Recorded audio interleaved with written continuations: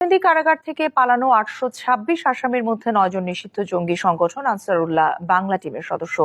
Jail super জানান, বিশেষ সেলের তালা ভেঙে ছিনিয়ে নিয়ে যাওয়া হয় তাদের। তবে সাধারণ কয়েদির কয়েকজন স্বেচ্ছায় আত্মসমর্পণের ইচ্ছা পোষণ করেছেন।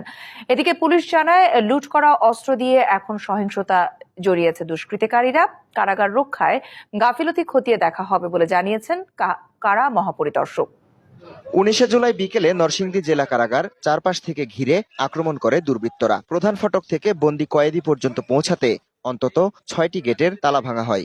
ভাঙচুর, অগ্নিসংযোগ, লুটপাটের পাশাপাশি ব্যাপক তাণ্ডব চালায় কারা অভ্যন্তরে।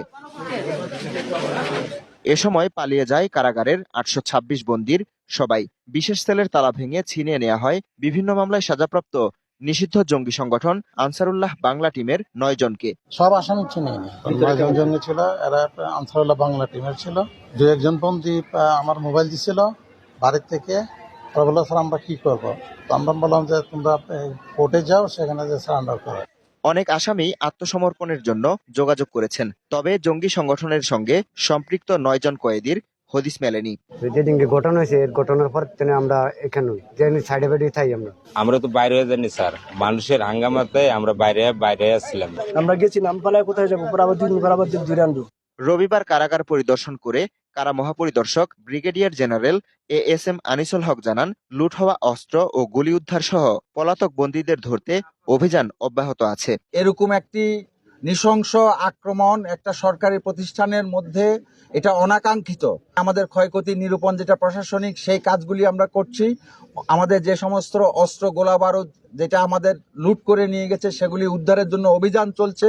বন্দীরা যারা পালিয়েছে তাদেরকে ধরার অভিযানও এই মধ্যে আছে। এ সময় ঢাকা রেঞ্জের DIG জানান,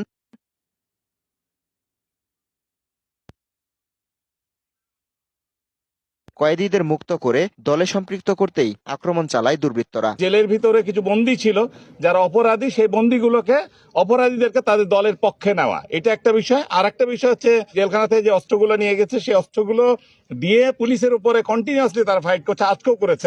এদিকে 19 তারিখের হামলায় কারাগারের অবকাঠামোতে অন্তত 3 কোটি টাকা ক্ষয়ক্ষতি হয়েছে বলে ধারণা করছে গণপূর্ত বিভাগ। এটাকে আসলে ধ্বংসস্তূপ বানিয়ে ফেলা হয়েছে এবং ঢুকতে 2 পাশে আগুন দিয়ে দেওয়া হয়েছে এবং 1-2টা স্থাপনা ছাড়া সবগুলো স্থাপনাতেই আগুন দেওয়া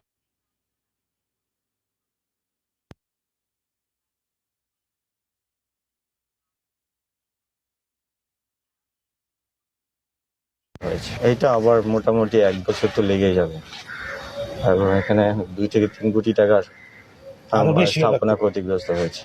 নরসিংদীতে সহিংসতার ঘটনায় 58 জনকে আটক করেছে পুলিশ। লুট হওয়া 85টি আগ্নেয়াস্ত্রের মধ্যে উদ্ধার হয়েছে 15টি।